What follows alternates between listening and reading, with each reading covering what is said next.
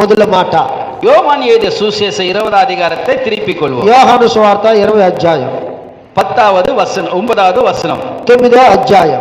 அவர் மரித்தோரிலிருந்து எழுந்திருக்க வேண்டும் என்கிற வேத వాక్యத்தை இன்னும் அறியாതെ இருந்தார்கள். ఆయన మృతులలో నుండి లేచుట అగత్యమని లేఖనములు వారు గ్రహింపలేరు. யாருங்க அவரு? ఎవరిల్లు? சீஷர்கள். యేసు ప్రభు శిష్యులు. இந்த இயேசு சிஷ்யர்கள் வேதத்திலே சொன்னதை சரியாக அறிந்து கொள்ளாமல் இருக்கிறார்கள். యేసు ప్రభు శిష్యులు జరిగింది గ్రహించకుండా ఉన్నారు. ஆண்டவராக இயேசு உயிரோடு இருக்கும் சொன்ன அந்த ஆண்டவர் மரித்து 3ஆம் நாள் உயிர்த்தெழும் என்ற வார்த்தையை இவங்க மறந்து விட்டார்கள்.